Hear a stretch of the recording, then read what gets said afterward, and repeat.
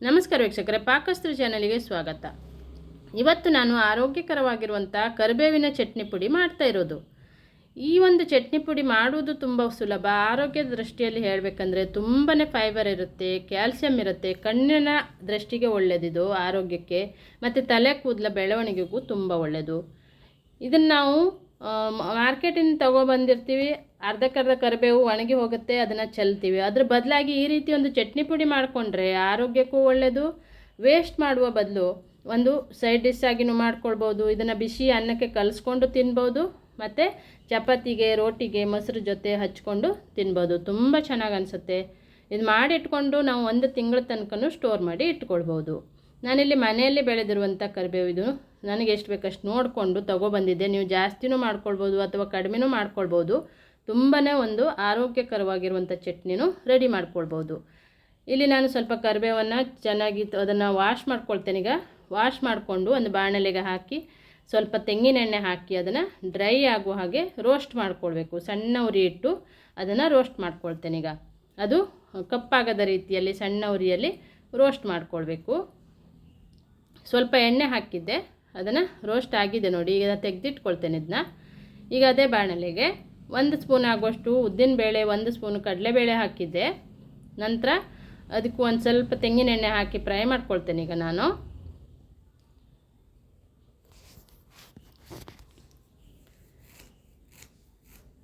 ಒಂದು 5-6 ಬ್ಯಾಡಗಿ ಮೆಣಸಿನ್ಕಾಯಿಯನ್ನು ಹಾಕ್ಕೊಳ್ಳೋಣ. 1 ಸ್ಪೂನ್ ಆಗುವಷ್ಟು ಕೊತ್ತಂಬರಿ ಕಾಳು ಹಾಕಿದ್ದೆ. 1/4 ಚಮಚ ಆಗುವಷ್ಟು ಜೀರಿಗೆ ಹಾಕಿದ್ದೆ. ಇವೆಲ್ಲ ಫ್ರೈ ಆದ ನಂತರ ಕೊನೆಯಲ್ಲಿ ನಾನು 1 ಸ್ಪೂನ್ ಆಗುವಷ್ಟು ಎಳ್ಳನ್ನು ಕೂಡ ಹಾಕ್ತಾ ಇರೋದು. 1 ಸ್ಪೂನು ಬಿಳಿ ಎಳ್ಳನ್ನು ಹಾಕ್ತಾಯಿದ್ದೆ. ಚೆನ್ನಾಗಿ ಇದನ್ನು ಫ್ರೈ ಮಾಡಿಕೊಂಡು ಎತ್ತಿಟ್ಕೊಳ್ಳೋಣ. ಈಗ ಇವೆಲ್ಲ ಫ್ರೈ ಆಗಿದೆ.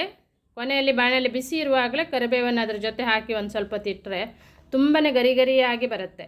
ಈಗ ಇದನ್ನು ಮಿಕ್ಸಿ ಬೌಲಲ್ಲಿ ಹಾಕಿ ನೈಸಾಗಿ ಪುಡಿ ಮಾಡ್ಕೊಳ್ಬೇಕು. ಇದಕ್ಕೆ ನೀವು ಬೇಕನ್ನಿಸಿದರೆ ಹುಣಸೆ ಹುಳಿಯನ್ನು ಹಾಕ್ಕೊಳ್ಬೋದು, ಸಣ್ಣ ಪೀಸ್ ಆಗುವಷ್ಟು ಬೆಲ್ಲವನ್ನು ಹಾಕ್ಕೊಳ್ಬೋದು, ಅಥವಾ ಸಕ್ಕರೆನೂ ಕೂಡ ಹಾಕ್ಕೊಳ್ಬೋದು. ಇದನ್ನೀಗ ನೈಸಾಗಿ ಪುಡಿ ಮಾಡ್ಕೊಳ್ಳೋಣ. ನಾನಿಲ್ಲಿ ಉಪ್ಪನ್ನು ಇವಾಗ ಹಾಕ್ತಾಯಿದ್ದೆ. ಪುಡಿ ಆದ ನಂತರ ಉಪ್ಪು ಹಾಕಿ ಮತ್ತೆ ಒಂದ್ಸಲಿ ಅದನ್ನು ಪುಡಿ ಮಾಡ್ಕೊಳ್ತೇನೆ. ಈಗ ರುಚಿಗೆ ತಕ್ಕಷ್ಟು ಉಪ್ಪು ಹಾಕಿ ಪುಡಿ ಮಾಡ್ಕೊಂಡಿದ್ದೆ. ನಾನು ಹೇಳಿದ ಹಾಗೆ ನೀವು ಬೆಲ್ಲ ಕೂಡ ಹಾಕ್ಕೊಳ್ಬೋದು, ಅಥವಾ ಸಕ್ಕರೆನೂ ಹಾಕ್ಕೊಳ್ಬೋದು, ಹುಣಸೆ ಹುಳಿಯನ್ನು ಹಾಕ್ಕೊಳ್ಬೋದು. ಹುಣಸೆ ಹುಳಿ ಹಾಕಿನೂ ಇದನ್ನು ಪುಡಿ ಮಾಡಿ ಇಟ್ಕೊಳ್ಬೋದು.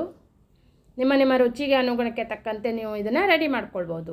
ನೋಡಿದ್ರಲ್ಲ, ಎಷ್ಟು ಸುಲಭದಲ್ಲಿ ಕರಿಬೇವಿನ ಚಟ್ನಿನೂ ರೆಡಿಯಾಗಿದೆ. ಒಂದು ಡಬ್ಬದಲ್ಲಿ ಹಾಕಿ ಇಟ್ಕೊಂಡ್ರೆ 1 ತಿಂಗಳ ತನಕನೂ ಚೆನ್ನಾಗಿರುತ್ತೆ. ಬಿಸಿ ಬಿಸಿ ವೈಟ್ ರೈಸಿಗೂ ಆಗುತ್ತೆ, ಬಾಯ್ಲ್ ರೈಸಿಗೂ ಚೆನ್ನಾಗಿ ಅನಿಸುತ್ತೆ.